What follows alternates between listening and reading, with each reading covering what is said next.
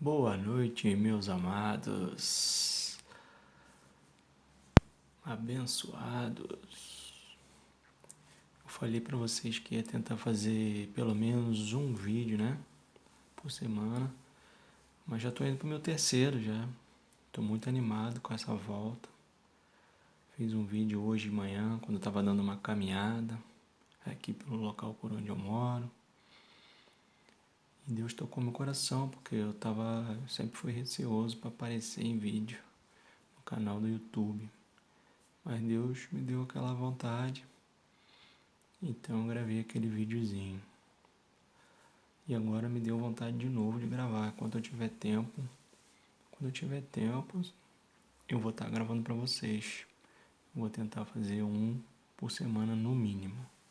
Então vamos lá, gente. Hoje nós vamos continuar, nosso vídeo sobre a Igreja Bíblica, parte 2. No anterior nós paramos acho que foi Atos 3, 19. E agora vamos continuar com Atos 4, versículo 1 ao 4. Então vamos lá. Estando eles falando ao povo, sobrevieram os sacerdotes e ao capitão do templo e os saduceus, doendo-se muito de que ensinassem o povo e anunciassem Cristo, a ressurreição dentre os mortos. E lançaram mão deles e o encerraram na prisão até ao dia seguinte, pois já era tarde. Muitos, porém, dos que ouviram a palavra creram, e chegou o número desses homens a quase 5.000 pessoas. Como disse, no início da Igreja de Cristo, os apóstolos ainda iam ao templo para ensinar das maravilhas do Evangelho da graça de graça ao povo.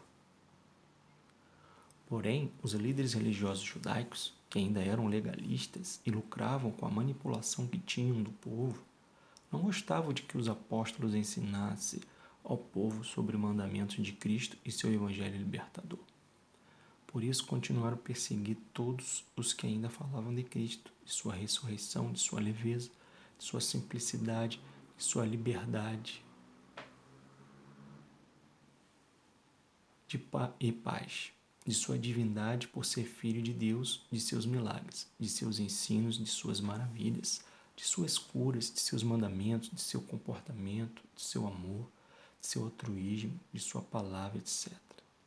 Eles ficavam com inveja de Cristo e com raiva dele, Porque Cristo tirou o lucro deles, Eles lucravam muito com o povo, aprisionavam muito o povo com o tempo deles, com religiosidades e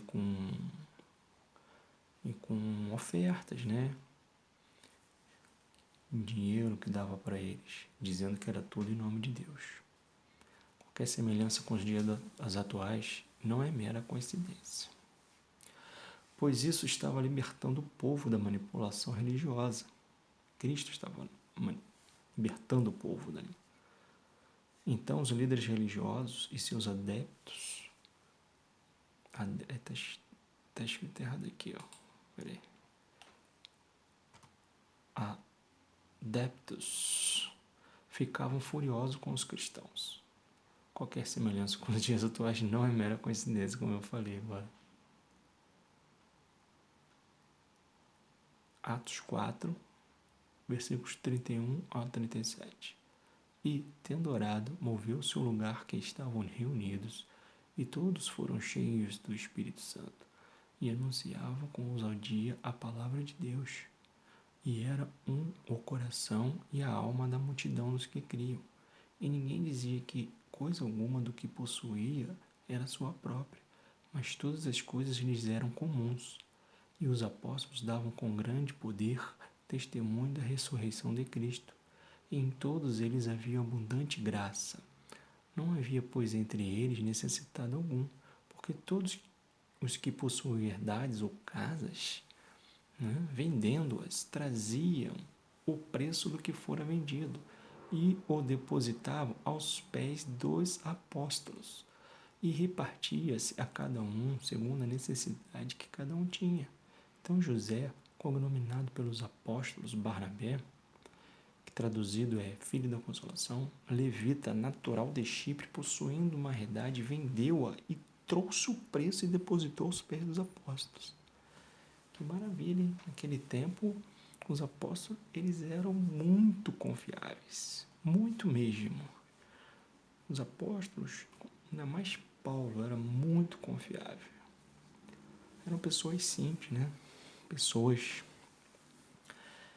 Eram homens de Deus, realmente, homens de Deus, pessoas que viviam por Evangelho. Então o povo cria neles, porque via verdade, né? Nas palavras deles que eles falavam, nos ensinos deles. Não é igual a hoje. Hoje os líderes religiosos não têm confiança alguma. Você dá dinheiro para eles. E a igreja de Cristo ia crescendo em graça, em conhecimento, em amor, em unidade, em poder, em união, ao ponto de todos quererem abençoar uns aos outros com seus bens e tempo. A união deles era tão linda que confiavam nos apóstolos para gerenciar as divisões das ofertas de uma forma justa e cristã. Até porque os apóstolos eram homens íntegros, modestos no viver, leves, livres e cheios de poder dado pelo Espírito Santo. Hoje em dia não temos mais homens de Deus confiáveis, com tamanha fé e vida que os 12 apóstolos tiveram para que possamos fazer isso. Devemos fazer com o próprio gerenciamento e com muita transparência nas relações de preferência. Até podemos ajudar em algum projeto social voluntariamente que algum irmão cristão esteja liderando, desde que este irmão seja pessoa extremamente confiável, simples, modesto, não ostentador de riquezas, e o fim da oferta seja para o pobre, cestas básicas, remédios, roupas, etc. Ou evangelização, compras de bíblias, elaboração de e-books evangelísticos, etc. Nunca, mas nunca, em hipótese alguma, eles davam dinheiro para os apóstolos construírem templos, para manter aqueles templos que tinham que pagar a luz, tinham que pagar salário de pastor. Não existiu isso. A igreja de Cristo não existe isso. Atos 5, versículo 42. E todos os dias, no templo e nas casas, não cessavam de ensinar e de anunciar a Cristo. E todos os dias os apóstolos ensinavam o povo, seja no templo ou nas casas, a salvação através de Cristo, de seus ensinos, de seu amor, de seu poder, de sua mensagem. Assim a igreja ia crescendo em graça, conhecimento e número. Contudo, o ódio dos líderes religiosos e seus adeptos cresciam também aos cristãos. Seus negócios, era negócio, né? Não era a igreja de Cristo, era negócio para eles. Negócios religiosos. Estavam sendo atrapalhados, estavam perdendo muito de seus liderados, que estavam se convertendo ao evangelho da graça de graça.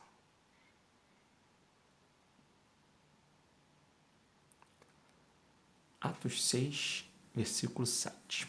E crescia a palavra de Deus, e em Jerusalém se multiplicava muito o número dos discípulos, e grande parte dos sacerdotes obedecia à fé. Olha aí, ó. A igreja de Cristo começava a crescer. Começou com 12 discípulos apóstolos e crescia todos os dias. Até sacerdotes judeus estavam se convertendo, largando as religiosidades. Assim como foi Paulo, tá? Mais para frente. A gente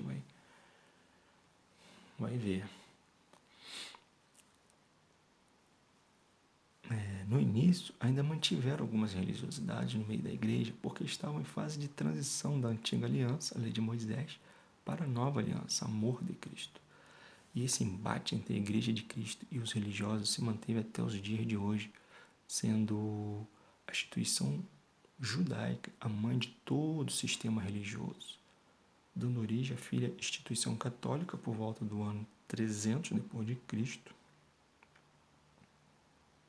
Constantino foi um dos fundadores, o qual deu origem à Neta, também instituição protestante, em 1517, o Martinho Lutero. Foi um dos fundadores, ainda que tenha morrido católico, segundo a história diz. Mas, para a honra e glória de Deus, a Igreja de Cristo, que começou com 12 discípulos, cresceu sobremaneira que não sei precisar quantos se converteram de lá, do ano de 33 depois de Cristo, para cá, do ano 2020 depois de Cristo. Eu estimo, opinião minha, tá? Conjectura minha, não da Bíblia, que o número de salvos será por volta de 1 milhão de almas. A porta é estreita, lembra? É muito pouco em relação ao número de pessoas que já viveu na Terra. Estima-se que até hoje já tenham passado pela Terra em média 108 bilhões de pessoas, desde a sua criação e após o nascimento de Cristo. Os da antiga aliança, o número de salvos será infinitamente menor do que será dos que nasceram na nova aliança. Porém, já é o bastante para o reinado eterno de justos. 1 milhão de almas, né, de espíritos. A porta é muito estreita e poucos entrarão por ela. A maioria das pessoas querem viver as suas verdades. Por isso não conseguem enxergar a verdade de Deus, seu Filho e Espírito Santo.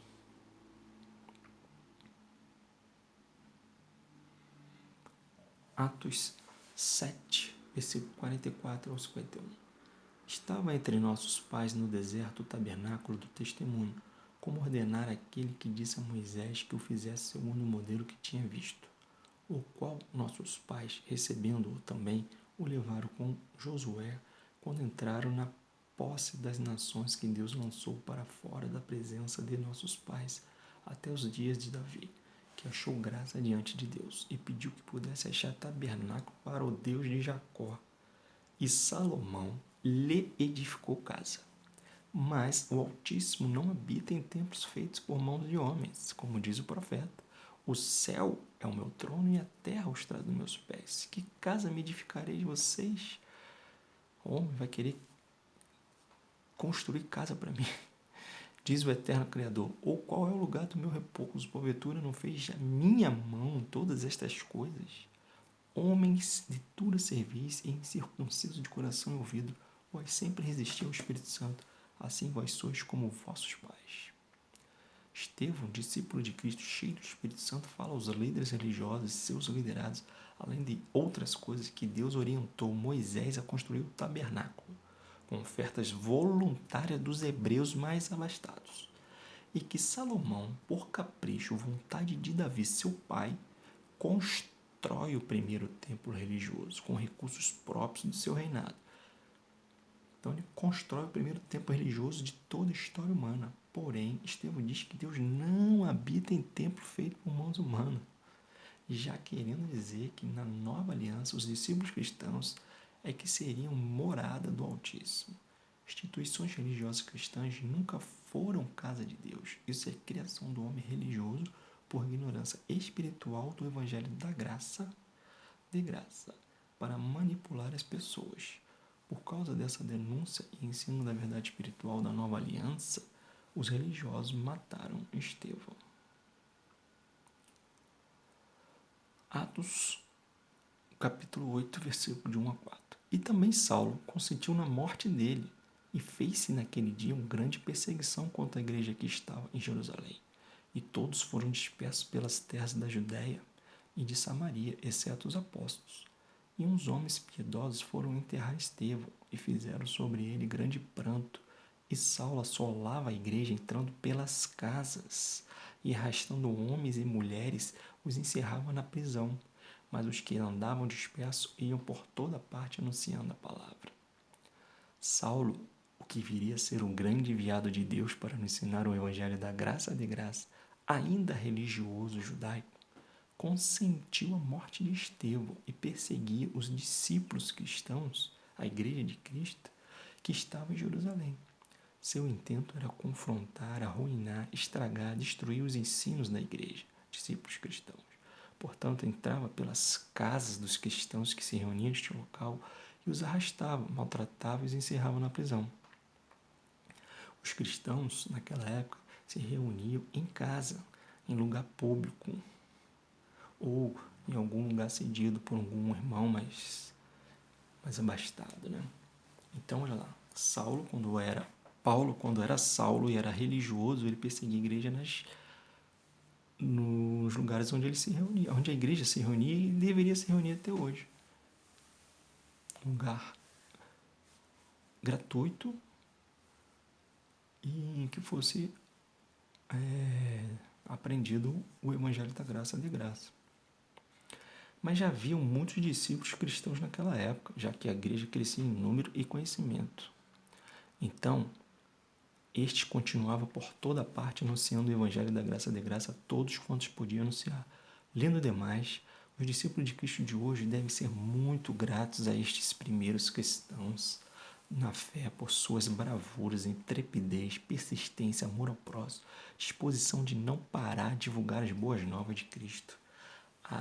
Os primeiros cristãos, nossos manos, a gente tem que ser muito grato mesmo a eles, porque eles foi tempos muito mais difíceis do que hoje em dia. Falar de Deus, falar do Evangelho da Graça.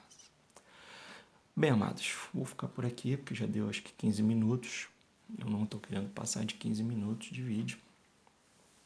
Já passou de 15 minutos, acho que está 16h30. Então vou terminar. Muito obrigado por mais essa paciência aí de ter ouvido, termos estudado juntos aí a fundação da igreja, né? Como foi fundada a igreja, como foi criada e veio prosperando até nossos dias. Muito obrigado, boa noite, bom dia, boa tarde, né? Não sei qual a hora que vocês vão ver esse vídeo. Até a próxima, então, querendo Deus. Um abraço.